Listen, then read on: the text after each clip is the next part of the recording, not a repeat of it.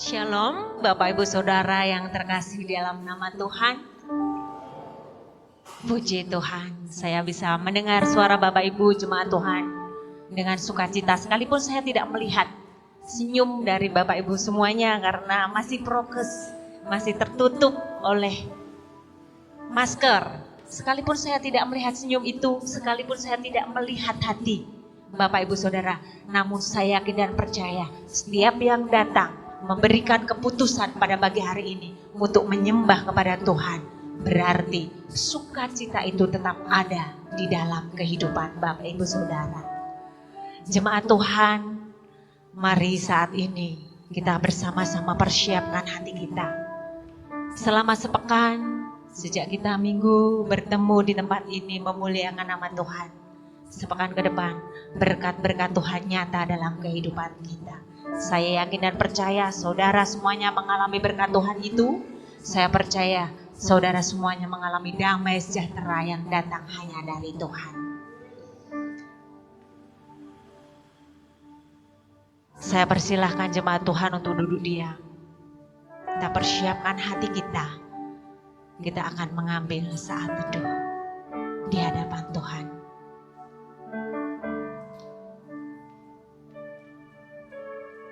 Allah begitu baik dalam kehidupan kita.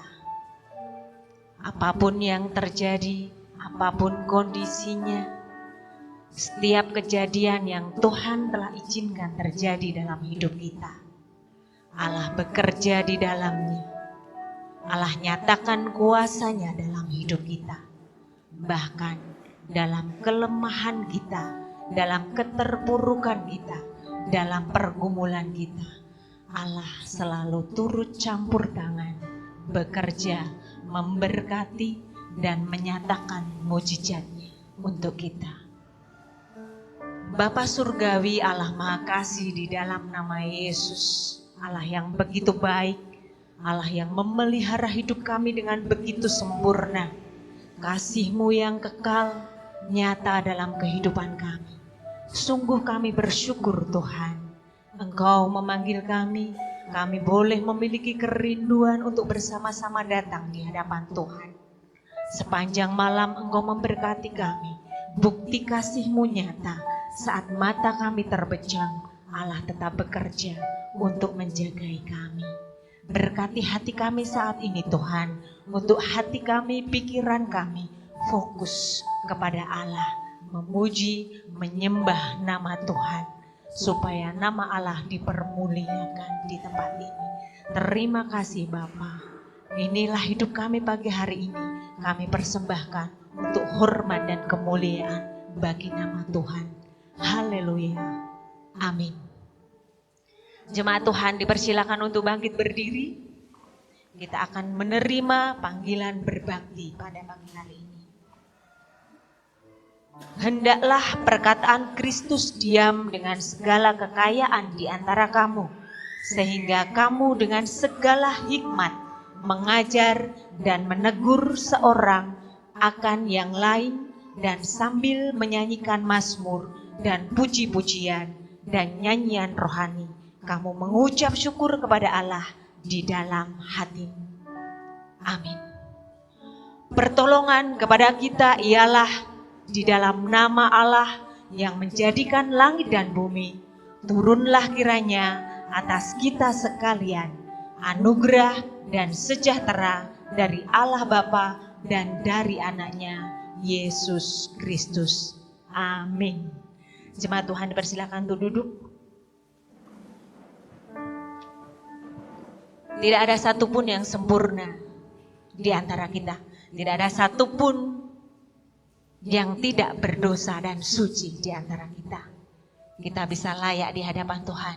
Kita dibenarkan di hadapan Tuhan hanya oleh karena kasih karunia anugerah Tuhan. Saat ini kita bersama-sama akan mengakui segala kelemahan kita di hadapan Tuhan, keterbatasan kita di hadapan Tuhan. Dengan kita bersama-sama menaikkan doa pengakuan dosa. Mari kita berdoa.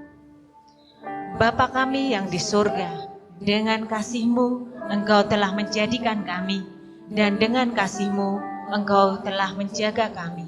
Dan dengan kasih-Mu, Engkau juga hendak menjadikan kami sempurna. Dengan rendah hati, kami mengakui bahwa kami tidak mengasihi-Mu dengan segenap hati, roh, jiwa, dan seluruh tenaga kami. Kami juga tidak mengasihi sesama kami manusia, sebagaimana Kristus telah mengasihi kami. Memang Engkau di dalam kami, tetapi nafsu kami telah membuat kami lupa akan kehendak-Mu. Ampunkan kami Bapa, dan tolonglah kami, agar kami bertobat dari dosa-dosa kami, dan dari hidup kami yang salah itu. Pimpinlah kami dengan roh-Mu, agar kami dapat berlaku seperti yang Engkau kehendaki, sehingga kami dapat masuk dalam kemuliaan yang sempurna daripada ciptaan-Mu, demi Yesus Kristus Tuhan kami. Amin. Bapak Ibu Saudara yang terkasih di dalam Tuhan, saya yakin dan percaya setiap yang hadir di sini semuanya memiliki suatu pergumulan, sesuatu yang diperhadapkan. Karena selama Allah masih memberikan kesempatan untuk hidup, kita diizinkan Tuhan untuk menghadapi setiap tantangan yang harus kita perjuangkan. Satu yang menjadi catatan, seharusnya kita meresponi setiap apa yang ada, setiap apa yang Tuhan izinkan hadir dalam hidup kita dengan respon yang selalu mengandalkan Tuhan. Kita cari hikmat Tuhan, jangan mengandalkan kemampuan, pikiran, dan kekuatan kita sendiri. Sebab di dalam Tuhan tidak ada yang mustahil. Di dalam Tuhan tidak ada yang tidak mungkin.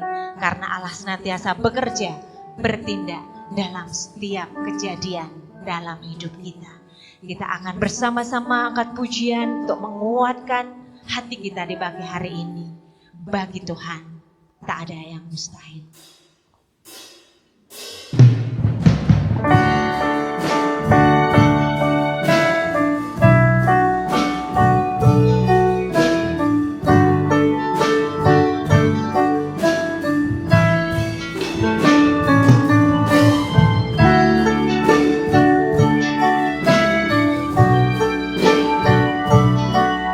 Kita akan memperoleh kemenangan saat Allah bertindak atas hidup kita. Ku yakin saat Kau berfirman, ku menang saat Kau bertindak. Hidupku hanya ditentukan oleh perkataanmu. Katakan ku aman karena Allah menjaga. Ku aman karena Kau menjaga. Ku kuat karena Kau menopang. Hidupku hanya ditentukan oleh kuasa-Mu. Katakan, bagi Tuhan tak ada yang mustahil. Bagi Tuhan tak ada yang mustahil. Bagi Tuhan tak ada yang tak mungkin. Mujizatnya disediakan bagiku. Ku diangkat dan diberikannya.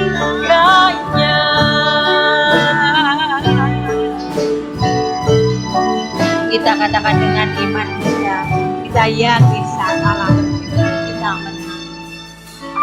Ku yakin saat Kau berfirman, ku menang saat Kau bertindak. Hidupku hanya ditentukan oleh perkataanmu. Ku aman karena Kau menjaga.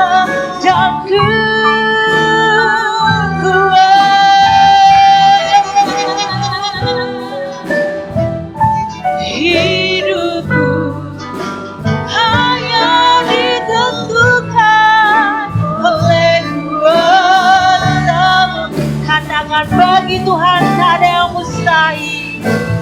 Bagi Tuhan tak ada yang mustahil. Bagi Tuhan tak ada yang tak mungkin.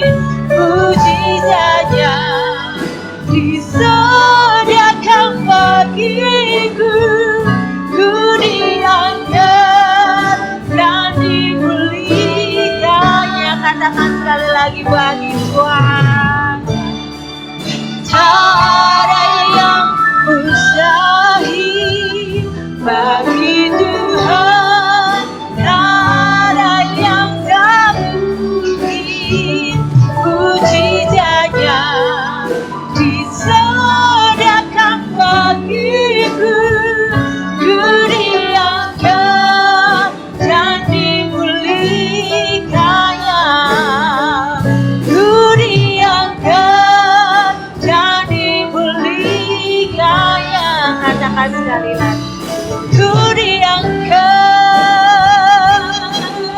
dan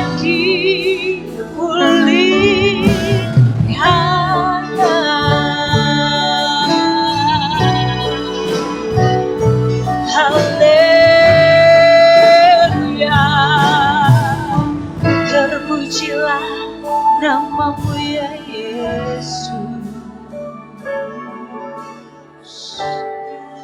Hormat kemuliaan hanya bagi Tuhan.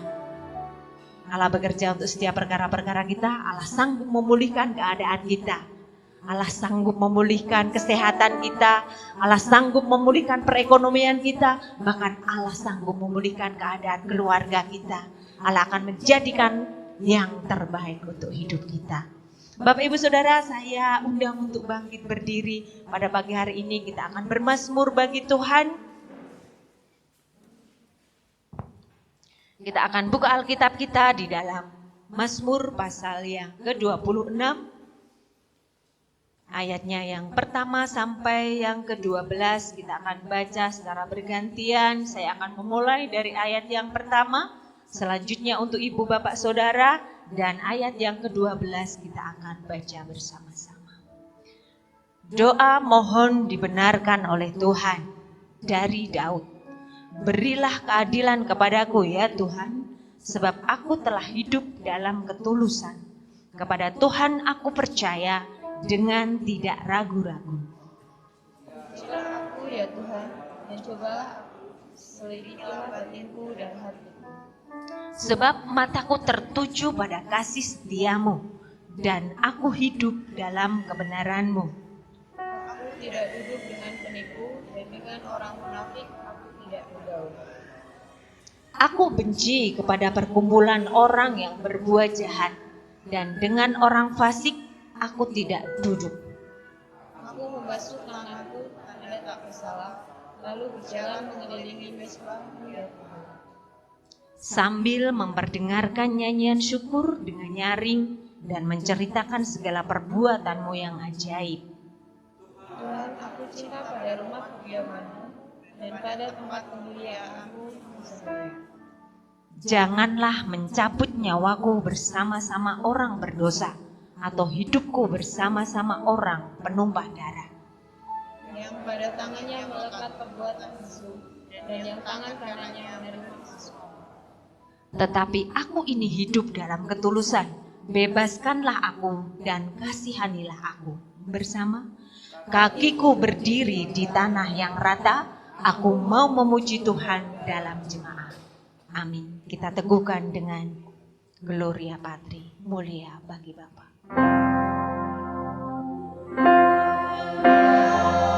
Bagi Bapa, bagi Anak, serta Roh Kudus,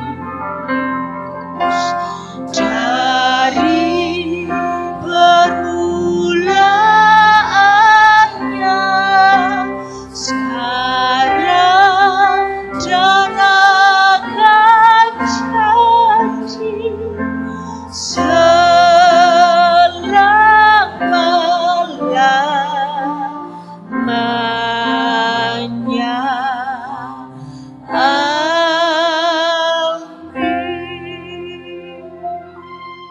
bersama-sama dengan umat Tuhan. Kita akan bersama-sama teguhkan iman percaya kita dengan kita mengucapkan ikrar pengakuan iman rasuli. Aku percaya kepada Allah Bapa yang Maha Kuasa, Khalik langit dan bumi, dan kepada Yesus Kristus anaknya yang tunggal Tuhan kita, yang dikandung daripada Roh Kudus, lahir dari anak darah Maria, yang menderita di bawah pemerintahan Pontius Pilatus, disalibkan, mati dan dikuburkan, turun ke dalam kerajaan maut. Pada hari yang ketiga bangkit pula dari antara orang mati, naik ke surga, duduk di sebelah kanan Allah Bapa yang Maha Kuasa, dan akan datang dari sana untuk menghakimi orang yang hidup dan yang mati. Aku percaya kepada Roh Kudus, gereja yang kudus dan am, persekutuan orang kudus, pengampunan dosa, kebangkitan daging, dan hidup yang kekal. Amin. Jemaat Tuhan dipersilakan untuk duduk.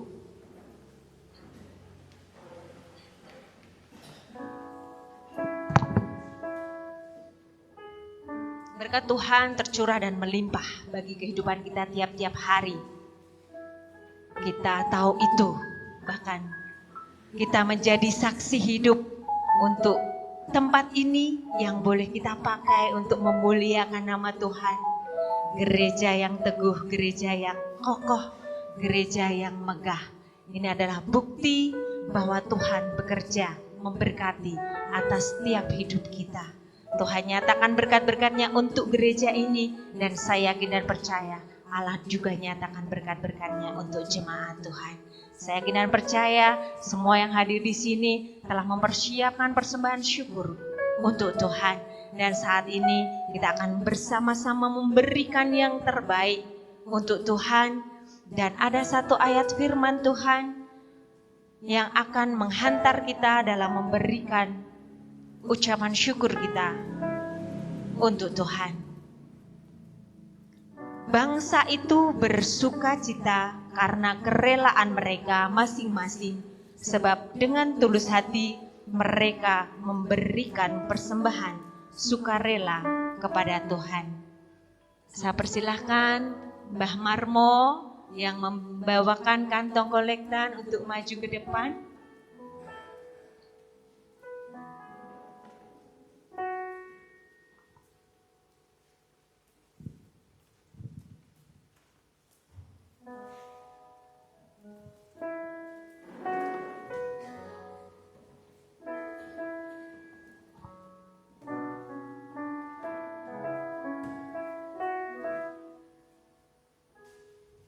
Kita berdoa. Bapa Yesus yang baik, Allah kami yang hidup, berkat-berkat-Mu yang melimpah dalam kehidupan kami. Kami bersyukur Tuhan atas kasih setia-Mu dan pertolongan-Mu. Tak terukur besar kasih setia-Mu dalam kehidupan kami. Sungguh nyata, ajaib dan berkuasa. Dan saat ini Tuhan, kami anak-anak-Mu rindu memberikan yang terbaik untuk Tuhan. Kami serahkan persembahan kami ke dalam tangan-Mu. Biarlah Tuhan, persembahan ucapan syukur kami boleh menjadi kemuliaan nama Tuhan semakin nyata di dunia ini, di gereja ini. Kami serahkan sungguh persembahan kami ini bagi hormat kemuliaan nama Tuhan. Engkau layakkan dan Engkau sucikan di dalam nama Yesus. Amin. Kita iringi persembahan kita dengan kita memuji nama Tuhan. Allah itu baik.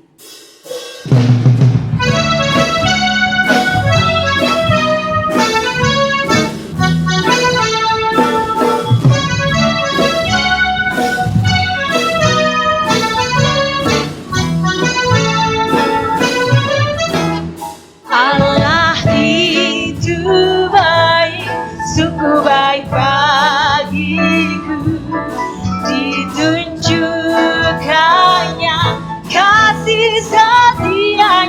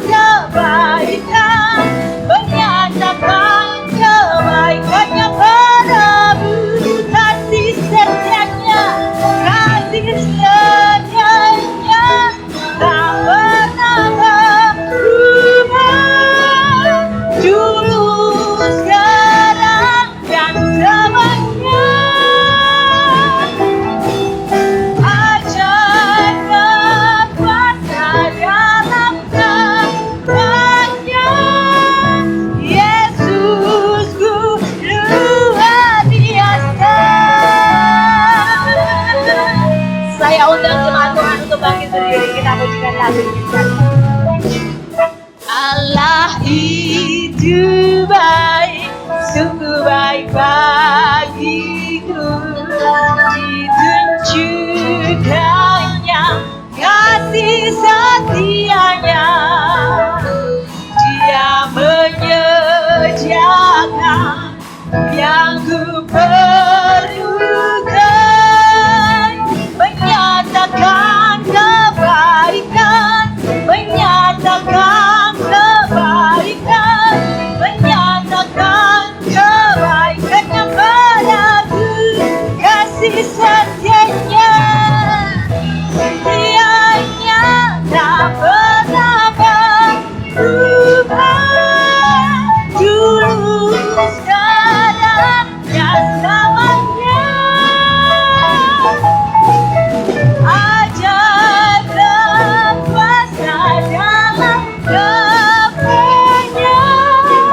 Yesusku luar biasa.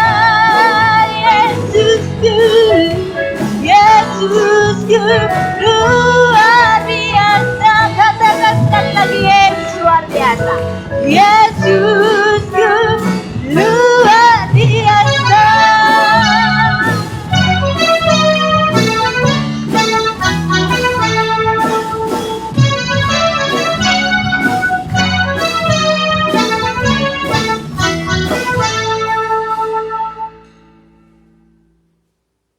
Kita serahkan persembahan ini, mohon Tuhan memberkati.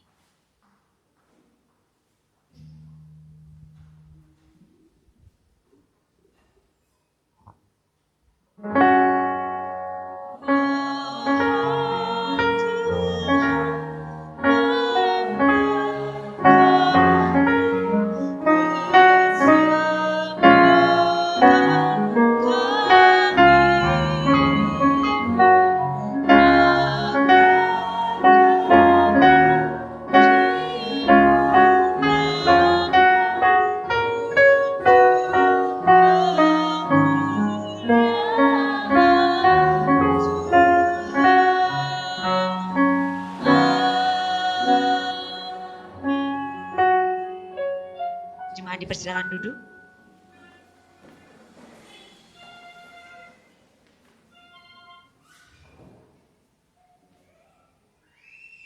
Saat ini kita akan bersama-sama membawa setiap kerinduan kita, pergumulan kita di hadapan Tuhan. Kerinduan kita untuk gereja, kerinduan kita untuk jemaat Tuhan, kerinduan kita untuk kehidupan kita di dalam masyarakat. Biar Allah nyatakan yang terbaik bagi kehidupan kita. Dan pada pagi hari ini doa syafaat akan dibawakan oleh Ibu Tumini. Kami persilahkan Ibu untuk maju.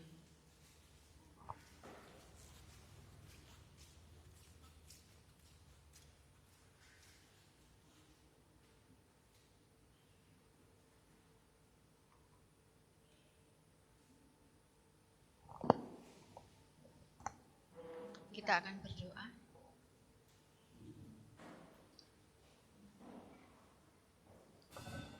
Puji dan syukur kami naikkan kehadirat-Mu pada pagi hari ini Tuhan. Oleh karena kasih dan anugerah Tuhan, sehingga kami boleh sehat, boleh kuat, itu semua karena kemurahan Tuhan. Sehingga pagi hari ini kami boleh bersama ada di tempat ini, kami memuji dan memuliakan nama-Mu. Terima kasih Tuhan, jemaat Tuhan yang ada di tempat ini. Seluruh jemaat Tuhan dari balita, dari batita, sampai usia setia, Tuhan memelihara hidup kami sepenuhnya. Tuhan memberkati, Tuhan menjaga, sehingga hidup kami ada dalam perlindungan Tuhan. Tuhan, pada saat ini kami mau berdoa Tuhan untuk gereja Tuhan yang ada di tempat ini. Kami mengucap syukur Tuhan, Engkau memberikan anugerah-Nya yang luar biasa. Sehingga kami tidak bisa apa yang harus kami katakan kepada Tuhan. Karena kebesaran-Mu, mujizat-Mu. Sehingga kami boleh menempati gedung gereja yang Engkau berikan dengan sempurna.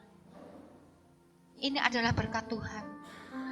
Kami bersyukur banyak tangan-tangan yang Tuhan pakai.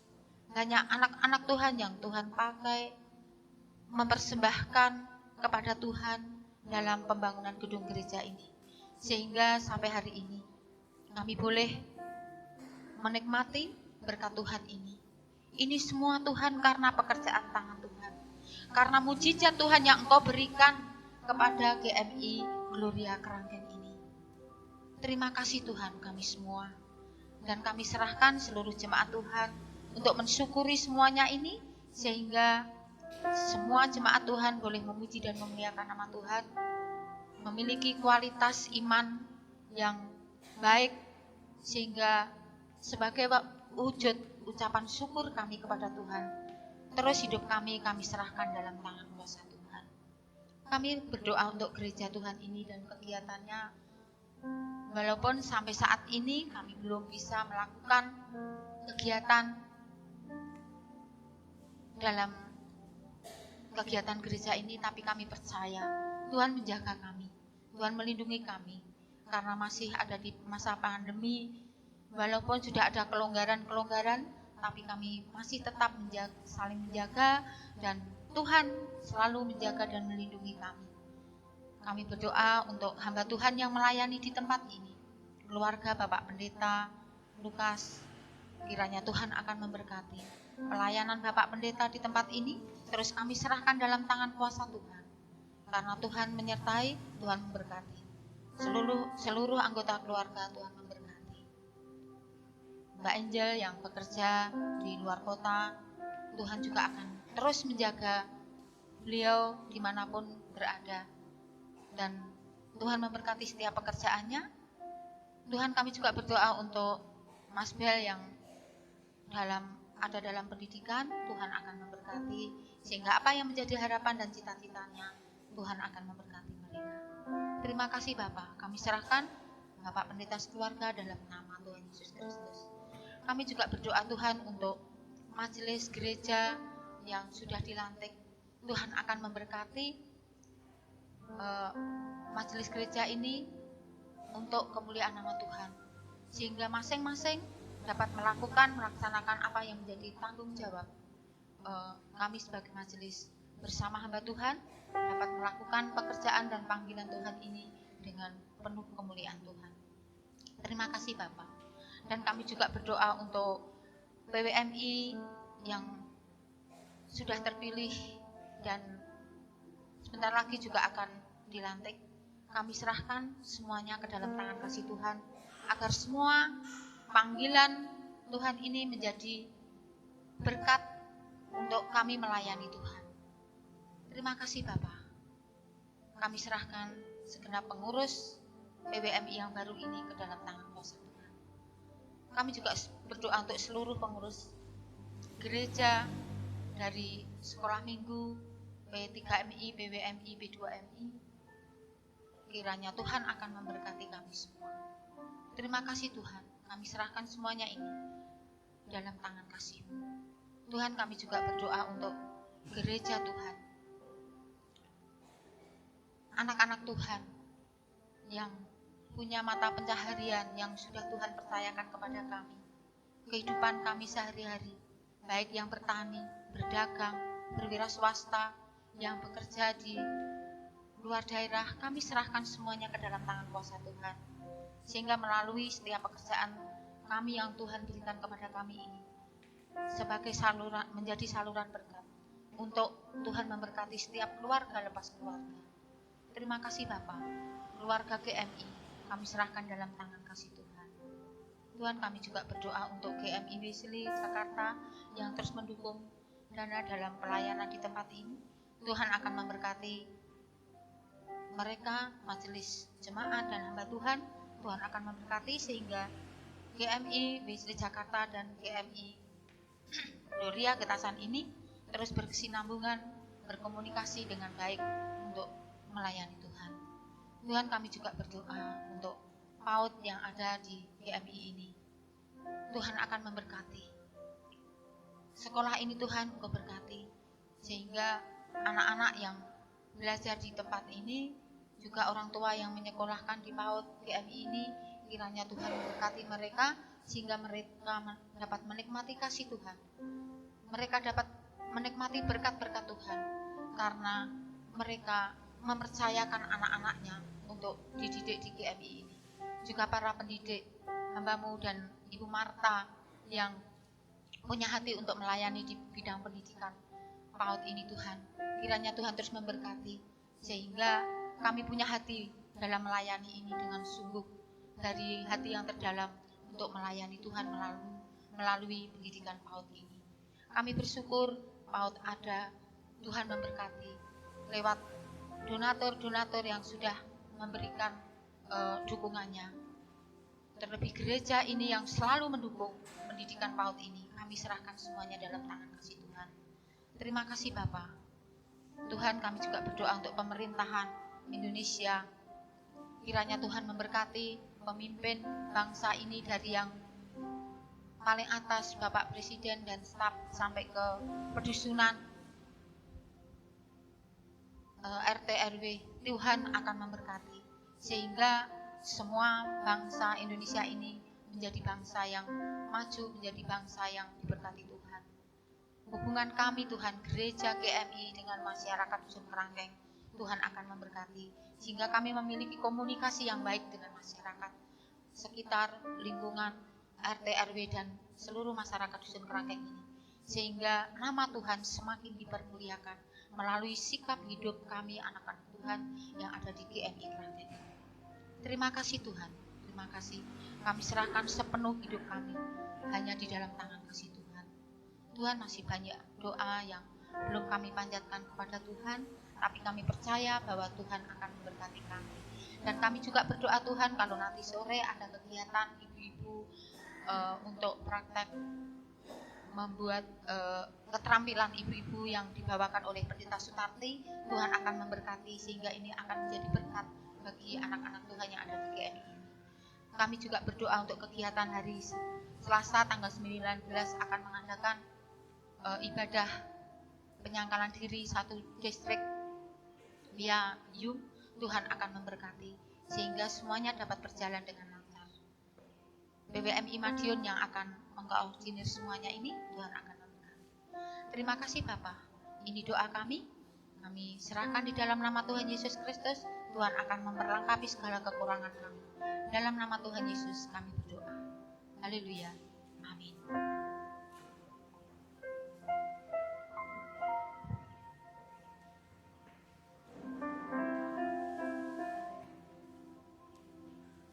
Haleluya, puji Tuhan. Ucap syukur untuk doa-doa yang telah kita sampaikan kepada Tuhan. Setiap pergumulan-pergumulan kita telah bawa di hadapan Tuhan. Satu yang kita percaya bahwa hidup kita, gereja kita, negara kita ada dalam kendali Allah. Allah menyediakan yang terbaik dan Allah punya waktu yang terbaik untuk setiap doa-doa kita. Ucapkan terima kasih untuk Ibu Tumini yang sudah melayani kita dalam doa syafaat. Kiranya hidup Ibu diberkati lebih lagi dalam pelayanan yang lebih luar biasa di dalam Tuhan. Firman Tuhan meneguhkan iman kita. Sabda Tuhan membuat kita hidup dalam kebenaran. Kuasa Roh Kudus menolong kita untuk kita boleh menjalani hari demi hari dengan hikmat yang benar yang dari Tuhan. Setiap jemaat Tuhan, saya yakin dan percaya, memiliki pergumulan masing-masing, memiliki kapasitas tantangan hidup masing-masing. Apa yang harus saya perjuangkan berbeda dengan apa yang harus di Yoga Mbak Rina perjuangkan. Namun satu yang Tuhan rindukan dalam hidup kita, bagaimana kita menyikapi setiap persoalan yang ada dalam kehidupan kita. Seringkali kita saat menghadapi masalah, kita panik duluan. Kita tidak langsung datang kepada Tuhan. Tuhan, apa ini Tuhan? Apa yang Engkau mau dalam hidupku? Apa yang harus aku lakukan Tuhan? Tapi seringkali kita mengandalkan pemikiran kita sendiri. Kita frosir pikiran kita, kekuatan kita untuk mengatasi masalah-masalah dalam hidup kita. Namun saat ini Tuhan mau setiap kita menghadapi, memperjuangkan kehidupan kita datang sujud di altar Tuhan, mencari solusi yang benar yang datang dari Tuhan.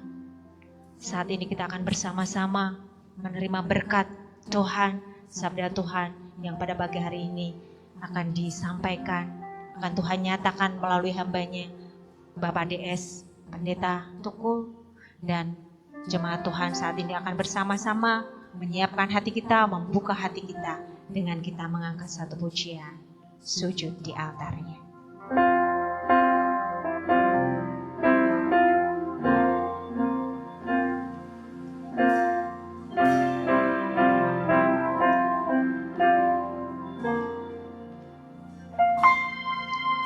Bila hati terasa berat, tak seorang pun mengerti bebanku. Ku tanya Yesus, apa yang harus ku buat? Dia berfirman, mari datanglah. Dia selalu pedulikan aku. Ku datang Yesus, Dia pikul segala bebanku. Sujud di hadapannya, ku bawa hidupku, ku terima anugerahnya. Dia ampuniku dan bebaskanku. Dia ubah hidupku, baharui hatiku. Sesuatu terjadi saat datang di altarnya. Kita bawa segala kesakan hati kita di hadapan Tuhan. Terasa berat, tak seorang pun mengerti bebanku. Ku tanya Yesus, apa yang harus ku buat? Dia berfirman, mari datang. Dia berfirman, mari datanglah. Dia selalu pedulikan aku. Ku datang Yesus, Dia pikul segala bebanku. Mari sujud di altarnya, sujud di altarnya. Ku bawa hidupku, ku terima anugerahnya. Dia ampuniku dan bebaskanku. Dia ubah hidupku, baharui hatiku. Sesuatu terjadi saat datang di altarnya. Katakan sujud di altarnya Tuhan. sujud di atapnya, bawa hidup ku timba anugerahnya yang ampuniku dan bebaskanku. Dia ubah dapat silakan bersama kita.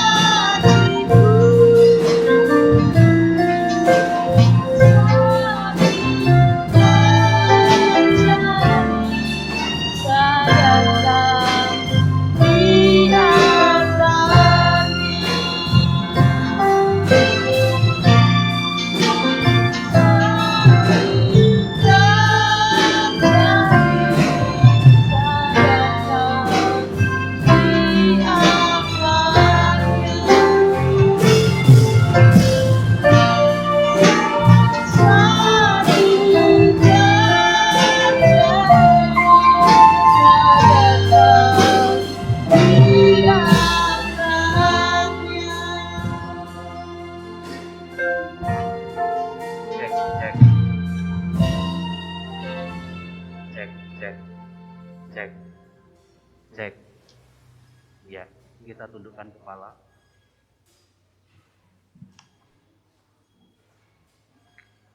Kita bersatu di dalam doa.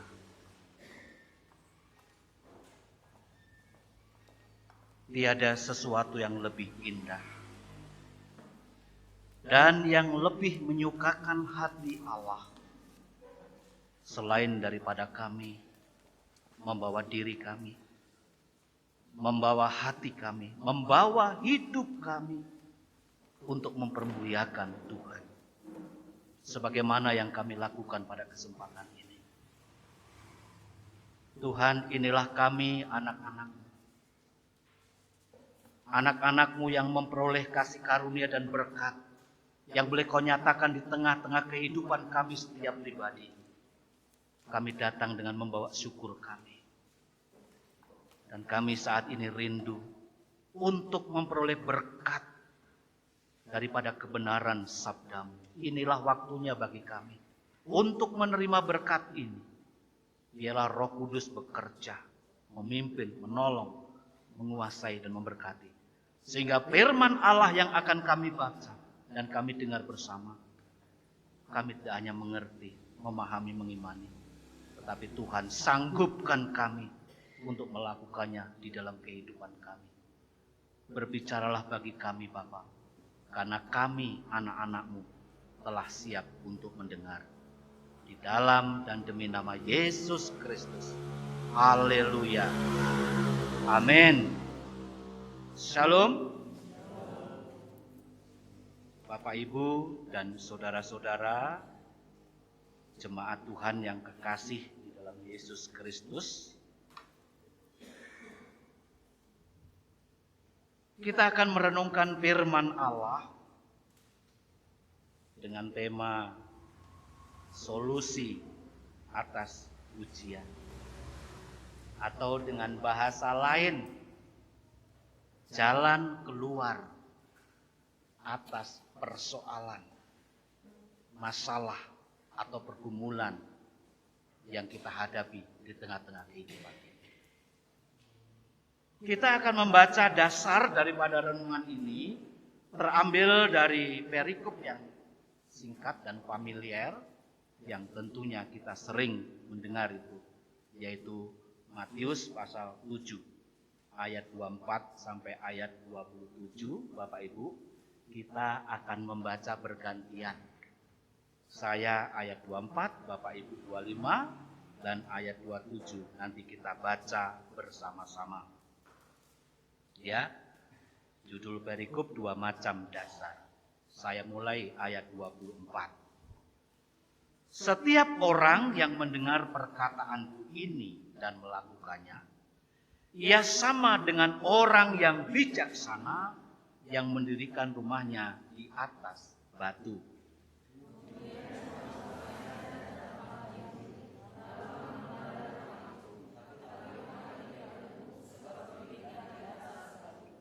Tetapi setiap orang yang mendengar perkataanku ini dan tidak melakukannya, ia sama dengan orang yang bodoh yang mendirikan rumahnya di atas pasir sama-sama. Kemudian turunlah hujan dan datanglah banjir. Lalu angin melanda rumah itu sehingga rubuh rumah itu dan hebatlah kerusakannya. Sampai demikian pembacaan kita. Bapak, Ibu, dan saudara-saudara jemaat yang dikasihi oleh Tuhan Yesus, muncul pertanyaan bagi kita, kira-kira apa sih yang menjadi tujuan daripada hidup kita manusia ini? Untuk apa kita diciptakan? Ya, sesuai dengan gambar dan rupa Allah. Seorang hebat khotbah penulis buku mengatakan, yaitu Rick Warren mengatakan, untuk memuliakan Allah atau mencerminkan kemuliaan Allah. Apa tujuan hidup selain daripada itu? Adalah untuk menjalani hidup yang berkenan di hadapan Allah. Saudaraku, seperti apa menjalani hidup yang berkenan kepada Allah? Ya, tema kita dan perikop yang kita baca hari ini, salah satu jawaban yang bisa kita pegang, bahwa kita harus siap diuji. Siap menghadapi ujian. Dan syaratnya kita harus lulus dengan predikat yang baik, nilai yang baik, tentu di hadapan Allah. Bapak Ibu mungkin pernah mendengar kisah tentang 3 ekor babi. Saya yakin belum pernah ya. Saya akan sampaikan ilustrasi ini. Ya, itu sebenarnya 3 ekor. Tapi yang nongol di sini Bapak Ibu hanya 2. Yang lain yang paling kecil, yang paling muda, nampaknya malu, tidak mau difoto. Ya, tinggal 2 yang kelihatan. Nah, konon Bapak Ibu, ketiga ekor babi ini adalah 3 bersaudara. Ya, kakak beradik. Saya juga 3 bersaudara. Ya, tapi tinggal saya sendiri yang 2 meninggal. Nah, pada suatu ketika mereka mendapat ancaman dari serigala yang sangat jahat. Demi mengamankan dirinya, maka mereka masing-masing membangun tempat perlindungan. Mereka masing-masing membangun rumah dengan cara dan dasar yang berbeda-beda dari ketiga ekor babi tadi. Babi yang pertama, yang paling muda, itu membangun rumahnya dari bahan jerami. Bapak Ibu tahu ya yang namanya jerami itu seperti apa? Dia berpikir ini paling mudah dan paling cepat, gampang dikerjakan. Itu babi yang pertama. Ya.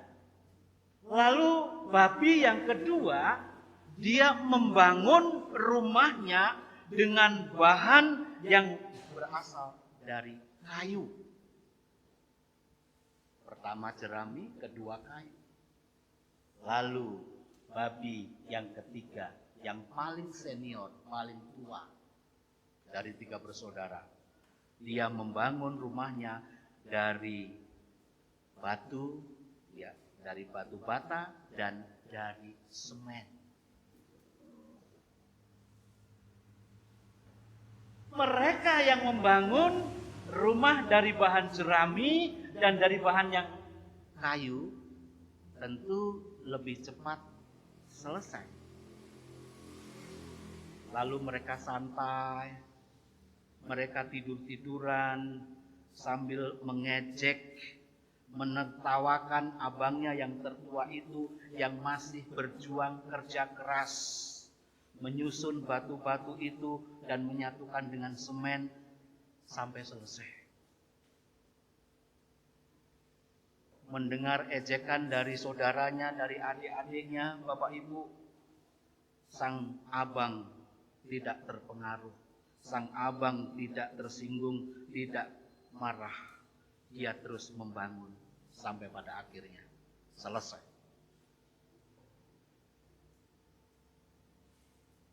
Pada suatu ketika, apa yang terjadi?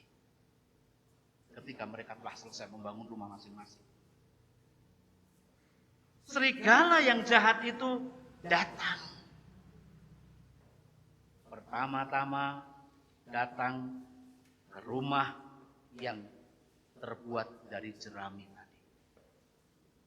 Hanya disenggol oleh tubuh si serigala ini, luluh lantak, hancur rumah itu. Maka si babi, si adik yang paling kecil ini lari ketakutan dan dia berlindung ke rumah yang terbuat dari kayu, rumah abangnya. Tak lama setelah itu, saudaraku, serigala ini pun mendatangi rumah yang terbuat dari kayu ini. Dan sekali terjang, rumah itu pun roboh. Mereka berdua berhamburan, ketakutan, dan terbirit-birit mereka lari dan berlindung di rumah abangnya yang tertua itu, yang terbuat dari batu dan semen tadi. Di sanalah, saudaraku, mereka benar-benar merasa aman dari kejaran sang serigala itu. Karena apa? Karena sang serigala itu tidak mampu merubuhkan rumah yang kokoh yang dibangun di atas dasar yang kuat, yaitu batu dan semen tadi. Saudaraku yang kekasih, ini merupakan kisah awal yang menjadi jembatan untuk mengantarkan kepada kita untuk melihat makna daripada tema dan perikop yang sudah kita baca pada hari ini. Jemaat yang dikasihi Tuhan, dalam setiap pengajarannya Yesus seringkali menggunakan perumpamaan atau ilustrasi. Mengapa? Kenapa dia suka atau seringkali menggunakan perumpamaan atau ilustrasi dalam pengajarannya? Alasannya adalah supaya topik atau misi yang disampaikan itu mendarat, mengena, bisa diterima. Alasan yang kedua, agar tujuan daripada pengajarannya itu dapat dengan mudah dimengerti atau dipahami oleh para pendengarnya.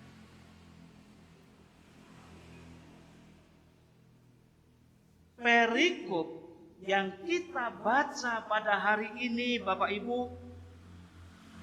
merupakan sebuah pengajaran yang dilakukan oleh Yesus melalui khotbahnya yang sangat terkenal, yaitu khotbah yang dilakukan di atas bukit. Ini khotbah yang sangat terkenal sekali dari semua khotbah Yesus. Khotbah yang dilakukan di atas bukit. Dan di dalam penyampaian pengajaran ini, agar mudah dimengerti, Yesus menyampaikannya dengan perumpamaan.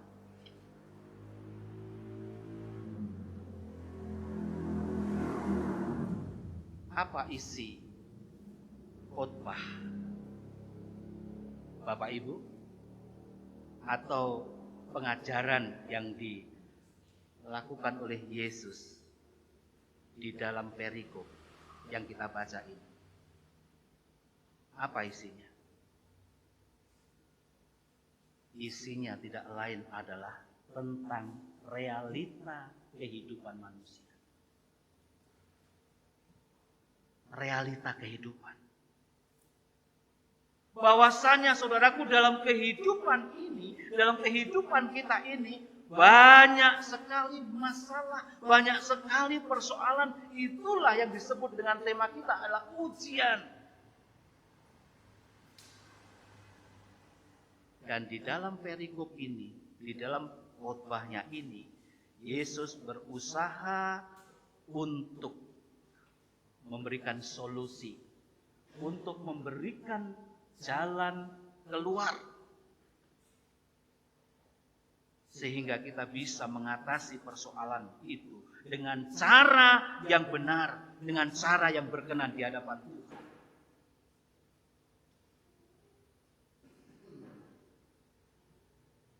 Solusi itu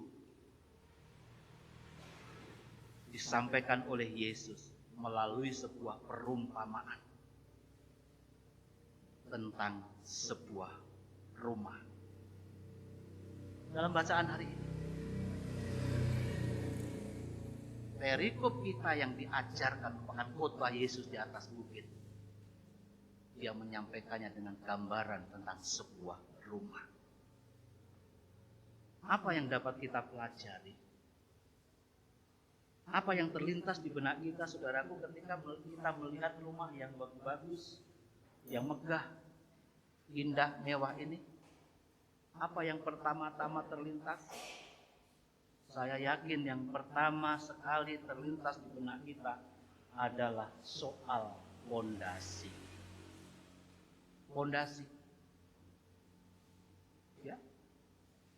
Sebelum rumah itu dibangun, yang namanya fondasi itu harus menjadi perhatian yang utama, menjadi perhatian yang serius. Tidak usah jauh-jauh Bapak Ibu, saya mengajak kita untuk melihat anugerah Tuhan, yaitu bangunan gereja kita ini. Saya melihat dengan mata kepala sampai saat ini, bangunan gereja ini megah. Boleh dikatakan dalam situasi di sini mewah dan indah. Nah, kalau saya nilai di distrik 4, bangunan gereja ini ranking kedua di seluruh distrik 4. Yang pertama Jire Semarang, baru yang kedua ini, mungkin yang ketiga Madiun, dan seterusnya. Nomor 2, indah, megah, kokoh. Nah, di sini ada panitia, ya, yang mengerjakan.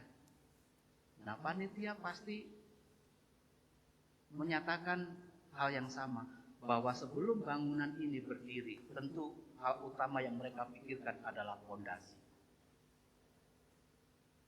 Bagaimana supaya bangunan ini kokoh, supaya kuat, tegak berdiri. Ya, mereka telah memikirkan fondasi dan tentu menggunakan bahan yang baik, yang berkualitas dan tidak mudah hancur. Ya, itu soal fondasi. Digali secara dalam, gunakan bahan yang kuat, yang berkualitas, supaya bangunan kita itu kokoh. Dan itu juga yang terjadi di tempat ini, saya percaya. Pertanyaan yang muncul adalah, kenapa banyak bangunan yang tinggi, megah, indah, tetapi bernasib tragis? Bangunan itu harus roboh, ambruk. Kenapa? Mungkin faktornya banyak yang membuat bangunan itu ambruk, roboh, walaupun kelihatan mewah. Namun faktor yang utama yang menjadikan bangunan itu roboh adalah karena bangunan itu tidak memiliki fondasi yang kuat. Ini faktor utama.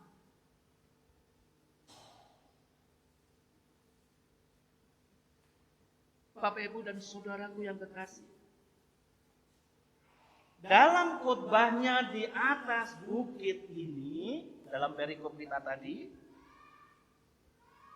Yesus dengan tegas, dengan jelas, dengan gamblang berkata kepada orang banyak yang mendengar khotbah itu. Dia katakan dengan kalimat yang begitu jelas, setiap orang yang mendengar perkataanku ini dan melakukannya, ia sama dengan orang bijaksana yang membangun rumahnya di atas batu. Tetapi setiap orang yang mendengar perkataanku dan tidak melakukannya, ia sama dengan orang bodoh yang mendirikan rumahnya di atas pasir. Bapak Ibu, dari perkataan Yesus ini ada dua kata yang kontras, yang bertentangan, yaitu kata bijaksana dan kata bodoh. Kita lihat yang pertama, bijaksana. Kata bijaksana di sini bukan berarti berbicara tentang orang yang pintar, orang yang jenius, orang yang berintelek tinggi, bukan. Tetapi berbicara tentang orang-orang yang melakukan firman Allah. Sekali lagi, bijaksana di sini berbicara tentang orang-orang yang mau mendengar firman itu dan melakukannya. Sebaliknya yang kedua, kata bodoh. Ini bukan berarti orang yang ber-IQ rendah. Atau dalam kampus kami dulu dengan bahasa yang begitu terngiang. Bukan, ya, bukan berbicara tentang orang-orang yang ber-IQ jongkok, kata mereka. Saya sekampus dengan Pak Pendeta Lukas. Yang belum kenal, tak kenalin ini. Sekampus. Tahun masuknya sama, kampusnya sama, jurusannya sama, ya kan? Setingkat, bahkan sekamar. Tanyalah. Pasti betul. Sekamar. Sering saya godai. Anjing saya sering saya masukkan. Marah. Keluarkan itu, Rik. Ya. Di kampus itu terkenal bahasa ini. Kalau orang ujian mendapat eng, itu disebut eng. Ya, eng. Diejeknya kami. Dasar IQ jongkok lo. Maksudnya kamu bodoh.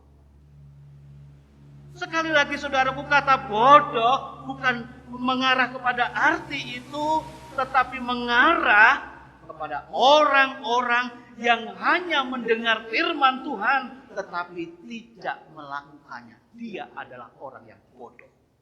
Itu sebutan oleh Yesus. Sama dengan orang yang bodoh.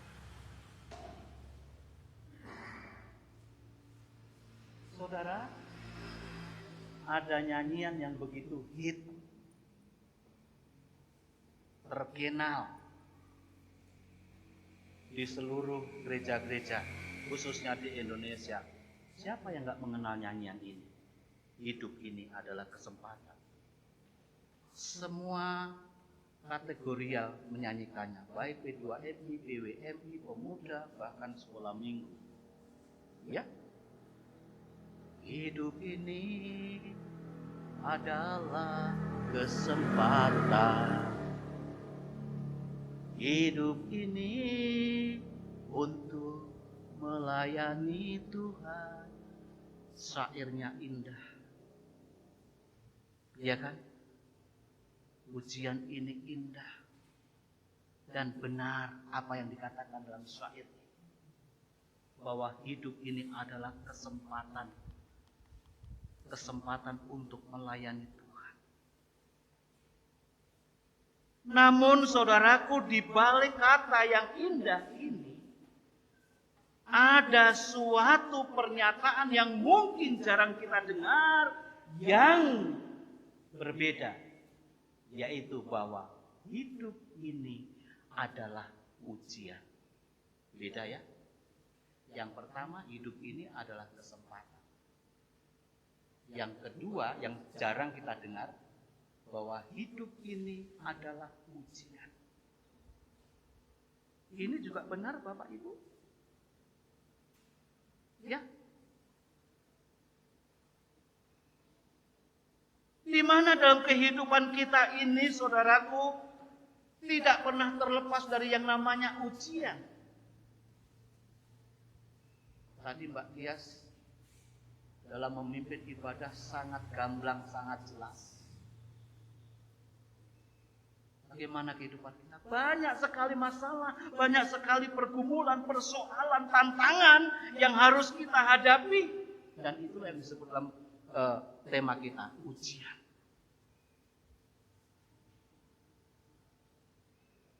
Ini merupakan sebuah fakta, di mana tidak ada seorang pun, saudaraku, yang menjalani kehidupan di tengah-tengah dunia ini tidak berhadapan dengan ujian, tidak berhadapan dengan persoalan dan masalah. Gak ada satu orang pun. Selagi Tuhan percayakan hidup di tengah-tengah dunia ini, kita pasti berhadapan dengan yang namanya persoalan.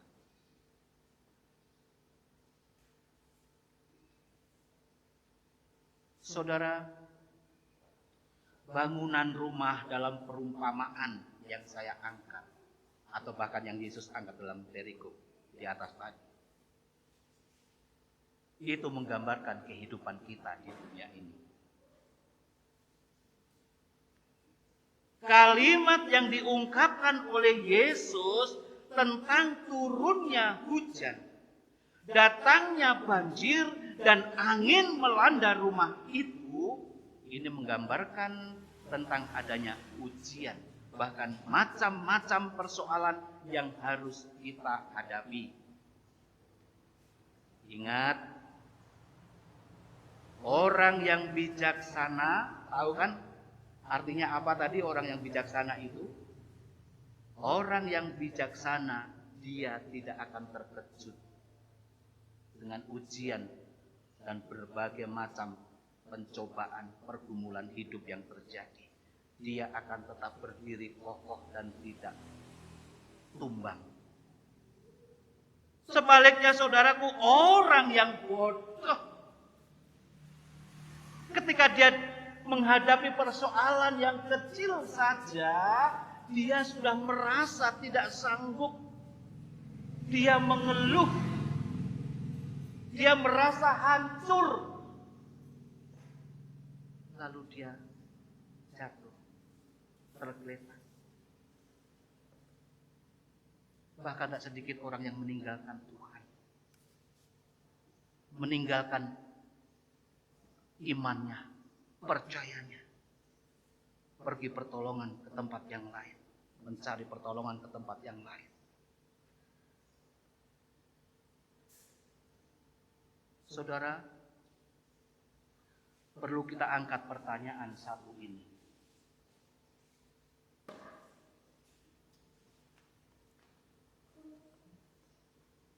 Ya.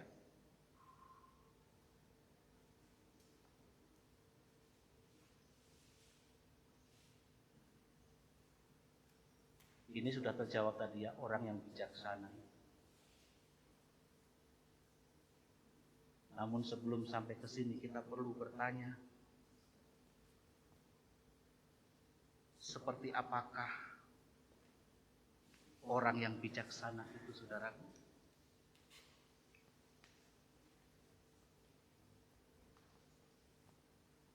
Orang bijaksana itu seperti apa?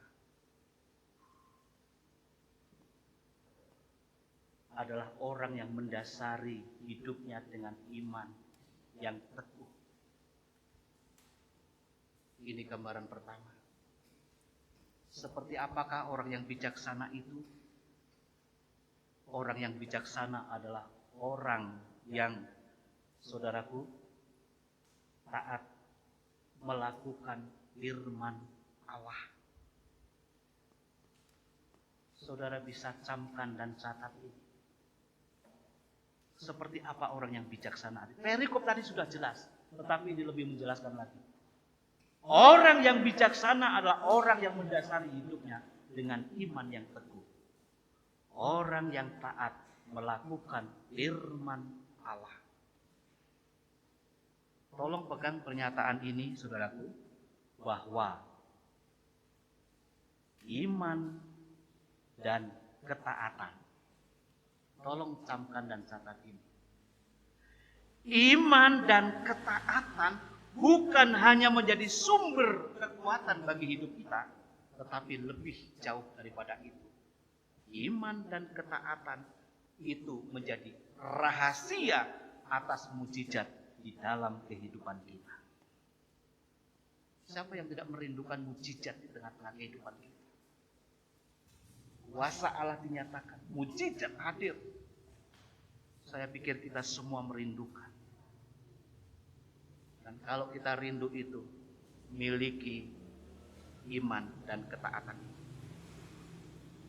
Nah, di dalam Alkitab, saudaraku, tidak ada satu orang pun yang mengalami mujizat tanpa adanya iman dan ketaatan. Tidak ada satu orang pun. Dalam perkara ini saya akan mengangkat contoh. 2 saja contohnya, karena waktu supaya tidak kepanjangan. 2 saja contoh yang saya angkat. Ya, mengalami mujizat itu oleh karena iman, oleh karena percaya dan taat. Contoh yang pertama saya angkat seorang tokoh yang bernama Naaman. Siapa dia? Siapa Naaman? Dia adalah seorang panglima Raja Aram. Panglima, pangkatnya tinggi sekali, panglima perang. Ya, dia adalah orang terpandang, disayangi oleh raja karena sering membawa kemenangan demi kemenangan dalam memimpin peperangan. Tetapi dia punya pergumulan yang sangat berat. Seorang tentara yang berpenyakit kusta. Itulah dia, Naaman.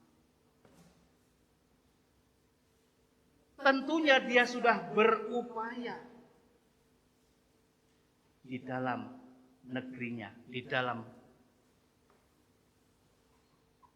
mana dia hidup, di negaranya. Namun berbagai upaya yang dia lakukan tidak menghasilkan apa yang dia rindukan, kesembuhan itu. Tidak.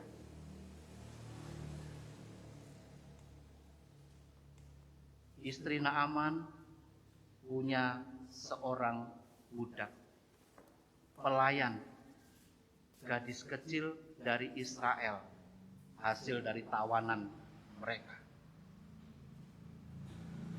Ya, tentara yang bergerombol sempat menawan gadis kecil ini dan dibawa kepada istri Naaman menjadi pelayannya. Gadis kecil ini merasa kasihan melihat tuannya bergumul dalam kesedihannya karena penyakit itu. Berbagai upaya dilakukan tidak sembuh. Maka gadis ini, pelayan ini berkata kepada nyonyanya, "Nyonya, sekiranya tuanku menghadap nabi yang di Samaria, yang di Israel itu, maka nabi itu akan menyembuhkan tuan dari penyakit." Itu tertulis dalam 2 Raja-Raja 5 ayat ini. Pasalnya ada ya, ayat. Kemungkinan Naaman mendengar langsung apa yang dikatakan gadis kecil ini. Atau kemungkinan lain, istrinya menyampaikan berita yang dibawa oleh gadis ini kepada si suami. Namun satu hal, apakah dia mendengar sendiri atau info dari istrinya, satu hal yang pasti, dia membuka hati dan percaya dia beriman tentang berita yang dibawakan gadis kecil itu. Maka itu dia menghadap Raja Arab. Dia mohon izin untuk pergi ke Israel supaya bertemu dengan nabi ini demi memperoleh kesembuhan. Raja pun yes, dia mengizinkan dan bahkan memberi rekomendasi surat. Ya, yang disampaikan ke Raja Israel, walaupun Raja itu sempat tersinggung, tapi ini gak usah saya ungkapkan, tujuan aja yang mau saya sampaikan.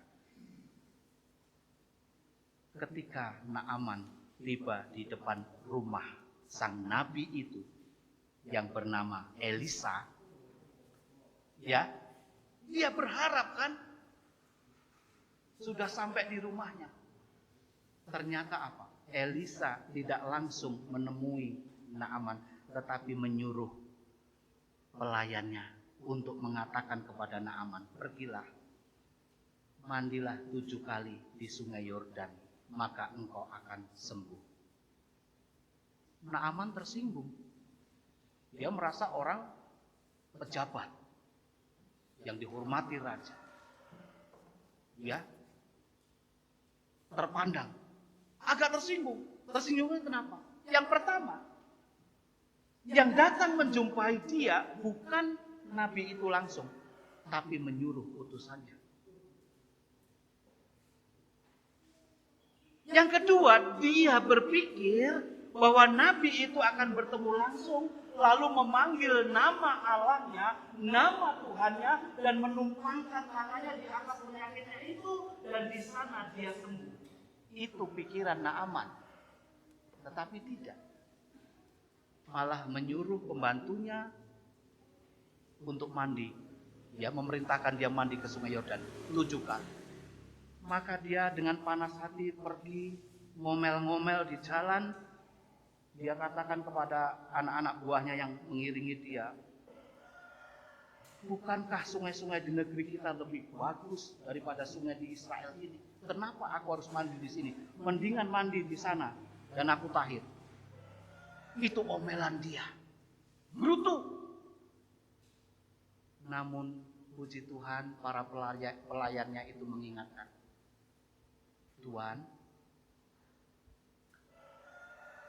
bukankah seandainya nabi itu mengatakan kepada Tuhan perkara yang sukar untuk Tuhan lakukan supaya penyakit Tuhan sembuh, akan Tuhan lakukan? Apalagi dia hanya memerintahkan Tuhan untuk mandi di sungai Yordan 7 kali. Apa beratnya Tuhan? Naaman sadar dalam hatinya, iya ya, betul juga ya. Lalu dia turun dari kereta. Dia nyemplung ke sungai Yordan dan membenamkan tubuhnya sebanyak 7 kali. Dan apa yang terjadi? Inilah dia Naaman menjadi sembuh, menjadi tahir dari kusta yang selama ini menjadi beban pergumulan hidupnya. Saudara, kenapa dia sembuh? Tadi di awal tadi, yang perlu kita catat tadi, iman dan ketaatan mendatangkan kuasa, mendatangkan mujizat. Amin.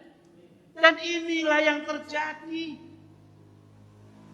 Seandainya Naaman itu hanya percaya, tetapi dia tidak taat dengan melakukan apa yang dikatakan oleh sang nabi itu, dia tidak akan mengalami kesembuhan. Karena dia percaya dan taat, maka mujizat terjadi dan dia tahir. Contoh yang kedua, problema persoalan yang sama. Yang kedua adalah dalam Lukas 17 itu adanya 10 orang kusta. Bapak Ibu sudah sering mendengar ini. Pergumulannya sama, kusta. Kenapa saya angkat? Contohnya yang sama, dari pergumulan yang sama, kusta. Karena penyakit kusta ini adalah penyakit yang mengerikan, mematikan. Tidak ada obat. apalagi waktu itu. Maka dia dikucilkan dari orang banyak, tidak boleh beribadah, tidak boleh bergaul dengan siapapun. Menderita batin selain menderita fisik, orang yang berpenyakit kusta itu. Nah, saudaraku, dalam perjalanan Yesus ke Yerusalem, dia melewati perbatasan Samaria dan Galilea. Dan ketika ia masuk ke sebuah desa, datanglah ke 10 orang kusta ini.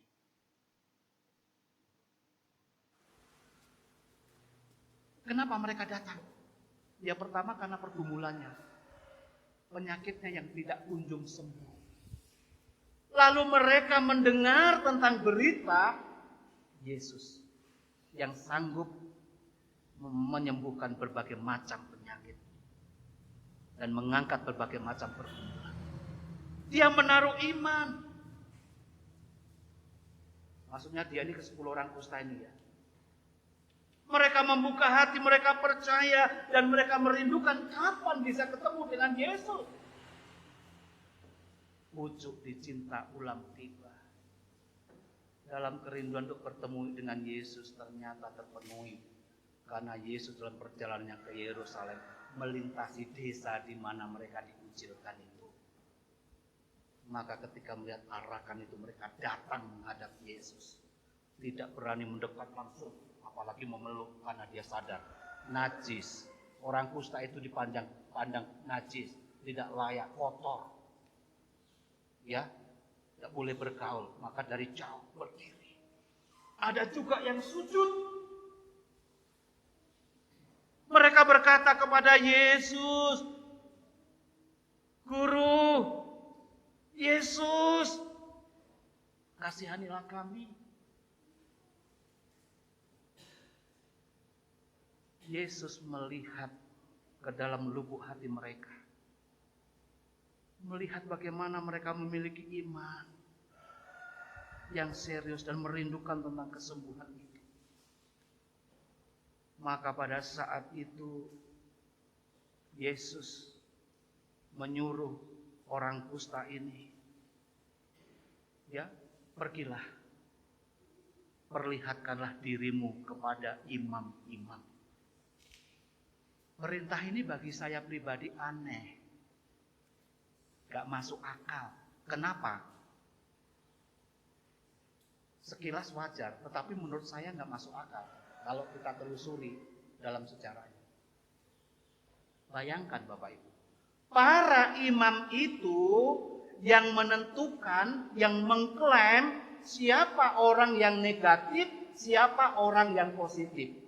Kayak COVID-19 saja ya, sudah ada itu dalam zaman ini. Para imam itu menentukan, oh ini negatif, ora popo. Oh ini positif. Dan ke-10 orang ini positif. Dan positif ganas, berat, maka dikucilkan. Mereka menderita batin yang luar biasa. Bukan hanya fisik. Sementara orang-orang para imam yang menentukan mereka itu berpenyakit kusta. Ketika mereka 10 orang ini datang kepada Yesus, sementara belum disembuhkan, Yesus kok menyuruh mereka, perlihatkanlah dirimu kepada imam. Loh, kalau aku jadi mereka ya gak pergi. Wong imam yang mengusir aku kok, dipandang aku kok penyakit kusta yang gak layak. Ini urung disembuhkan, suruh menghadap mereka, nanti diusir lagi. Kalau saya. Tapi ke 10 orang ini tidak. Ketika Yesus mengatakan pergilah, perlihatkanlah dirimu kepada imam-imam. Mereka belum sembuh, belum diapa-apain. Tetapi mereka tidak menyanggah. Mereka taat dan berjalan. Mau memperlihatkan kepada para imam.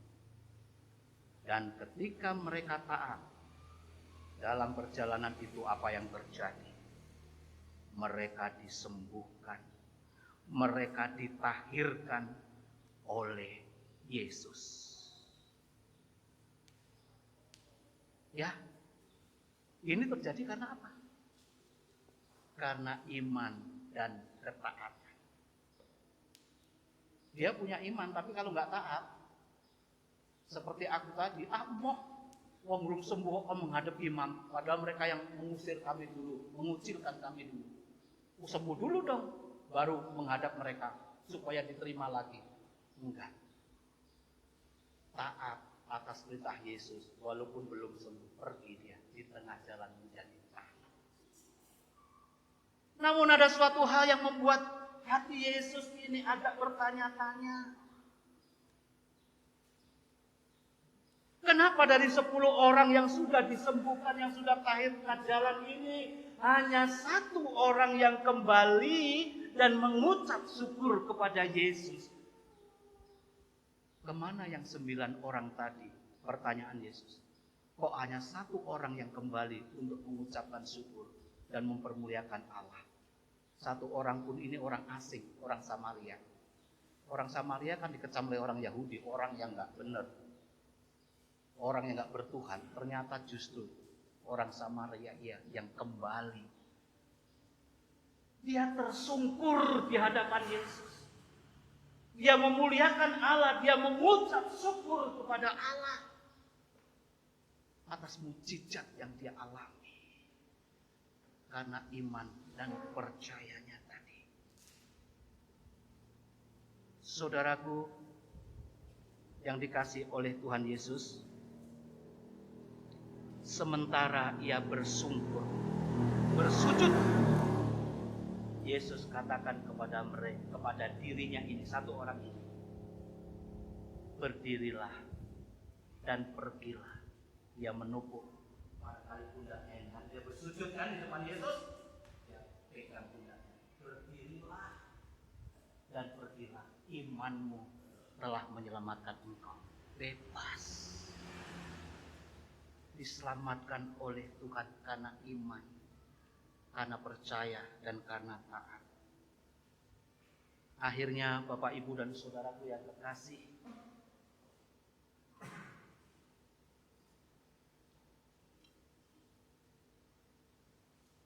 banyak hal yang kita hadapi di tengah-tengah hidup kita, yang disebut dalam tema ini ujian, problema, persoalan, masalah. Satu dengan yang lain mungkin berbeda persoalan yang kita hadapi.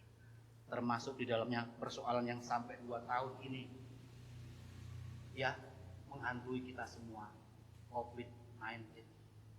Siapa yang gak takut? Banyak orang yang meninggal, kehilangan orang-orang yang dicintai karena persoalan pandemi COVID-19. Puji Tuhan sekarang sudah menurun. Dan kita percaya, kita doakan terus agar dalam waktu dekat ke depan, COVID ini akan menjadi hilang. Amin. Dan kita akan kembali menjalani kehidupan yang biasa, yang normal, yang lebih baik. Banyak orang yang tidak sanggup menghadapi ujian hidup, menghadapi masalah persoalan yang dia terima. Banyak orang yang stres, banyak orang yang meninggalkan Tuhan. Ya, hancur hidupnya.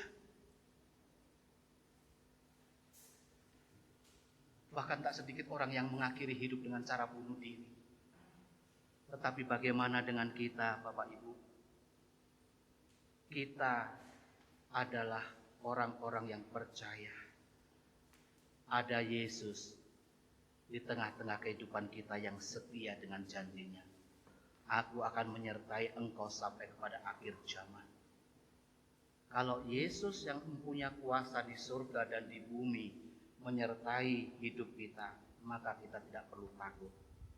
Apapun ujian, apapun cobaan, apapun persoalan yang kita hadapi. Ingat dengan firman yang kita bahas hari ini. Kita diingatkan supaya kita tidak hanya mendengar atau membaca firman itu, tetapi kita harus menaruh iman dan kita terapkan, kita lakukan firman yang kita baca itu di tengah-tengah kehidupan kita. Maka apa yang dikatakan oleh Yesus, setiap orang yang mendengar perkataanku dan melakukannya, ia sama dengan orang yang bijaksana yang mendirikan rumahnya di atas batu. Walaupun turun badai, banjir, angin melanda, tetapi dia tidak roboh karena dia didirikan di atas batu. Yesus adalah batu di mana kita berdiri. Oleh karena itu, saudaraku, miliki iman yang kuat dan ketaatan dalam kehidupan kita. Tuhan memberkati. Mari kita tundukkan kepala dan kita bersatu di dalam doa. Bapa di surga, terima kasih untuk firman-Mu yang telah sampai kepada kami. Kami diingatkan bahwa di dalam kehidupan kami banyak persoalan yang kami hadapi. Dan itu merupakan ujian yang Tuhan izinkan. Firman-Mu mengingatkan bahwa ketika kami tidak hanya menjadi pendengar, tetapi menjadi pelaku daripada firman, kami sama dengan orang yang bijaksana, yang mendirikan rumahnya di atas batu. Maka persoalan, tantangan, ujian, cobaan apapun yang datang, kami tidak akan roboh. Kami akan tetap kuat berdiri. Oleh karena dasar hidup kami adalah Yesus. Kami serahkan hidup kami ke depan. Apapun tantangan, apapun persoalan yang Tuhan izinkan terjadi, tolong Tuhan. Melalui iman, percaya kami, dan ketaatan kami, kami sanggup menghadapi dan mengatasi. Bahkan mujizat Allah akan turun atas kehidupan kami. Dan kami akan mengalami kuasa itu. Pertolongan Allah boleh nyata atas kehidupan kami. Dari setiap persoalan yang kami alami. Hamba-Mu berdoa untuk jemaat ini. Untuk majelis gereja yang baru. Tolong berkati kehidupan mereka dan pelayanan mereka. Supaya apa yang mereka kerjakan boleh mempermuliakan Engkau. Dan boleh memajukan daripada gereja-Mu ini. Setiap jemaat Tuhan kami percayakan kehidupan keluarga mereka, rumah tangga mereka, anak-anak mereka dan pekerjaan mereka. Tuhan jamin. Walaupun dalam situasi pandemi yang seperti ini, kami percaya akan janji-Mu, akan penyertaan-Mu. Di dalam penyertaan itu akan menghadirkan kuasa dan berkat. Kami serahkan Gembala Sidang, Bapak Pendeta Lukas Dasiran bersama keluarga. Tuhan berkati kehidupannya, Tuhan berkati pelayanannya, Tuhan berkati rumah tangganya, dan berkati kedua anaknya. Masa depan mereka Tuhan jamin yang terbaik. Terpuji nama-Mu ya Bapa. Ini doa kami yang boleh kami panjatkan dan kami naikkan di dalam satu nama, Yesus Kristus, Tuhan dan Juru Selamat kami yang hidup. Haleluya. Amin.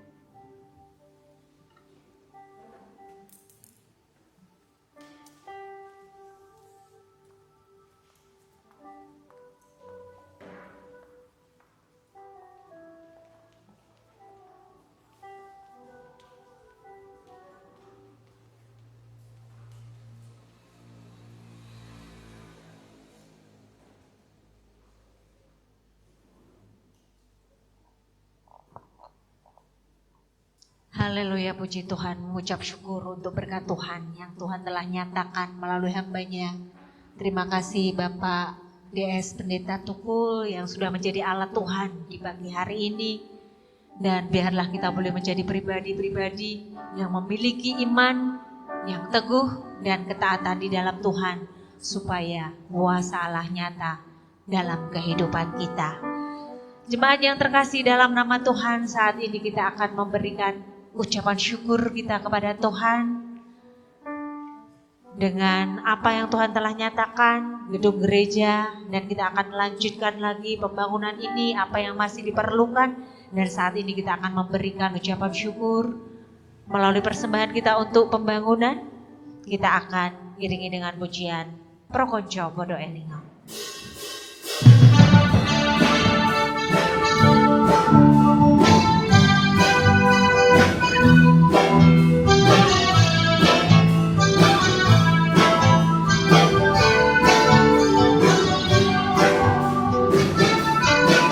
Prokonco Bodo Elingo, urip ning donya donya tanange kaya kembang tukote ora-ora sedelo mekar indah sedelo male alo busana garing tanpa guna dalam jagate akeh bencana raton gawe sedang rawuhe padha pratobata Gusti markane kaswarga kamulyan cuma wis enggoe jemaat Tuhan saya undang untuk bangkit berdiri.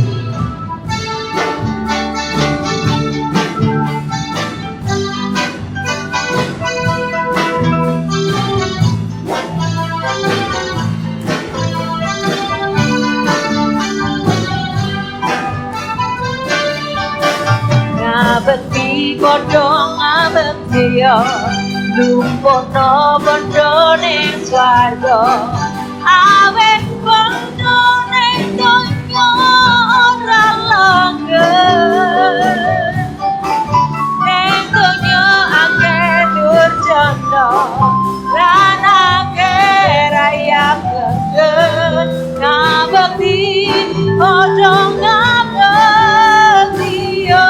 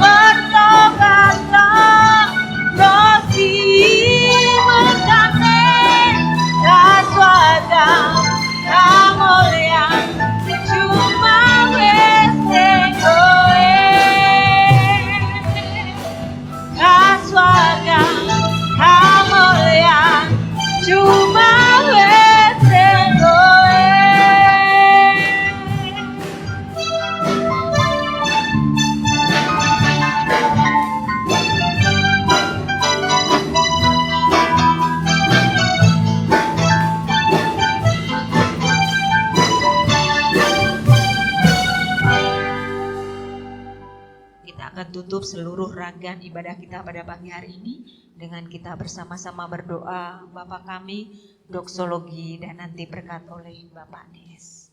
Mari kita berdoa. Bapa kami yang di surga, dikuduskanlah namamu, datanglah kerajaanmu, jadilah kehendakmu di bumi seperti di surga.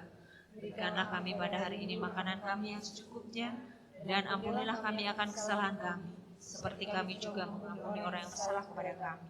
Dan janganlah membawa kami ke dalam pencobaan, tetapi lepaskanlah kami daripada yang jahat. Karena Engkau yang mempunyai kerajaan dan kuasa dan kemuliaan sampai selama-lamanya. Amin. Doksologi.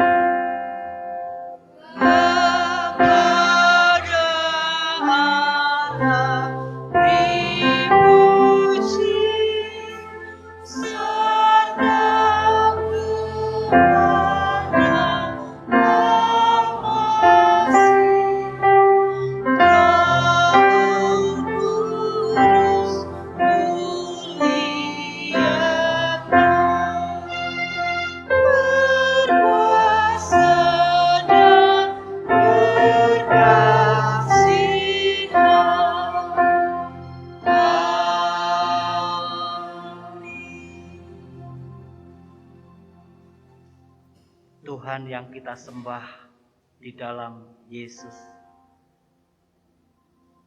Dia adalah Tuhan dan Allah yang memiliki kuasa baik di surga maupun di bumi.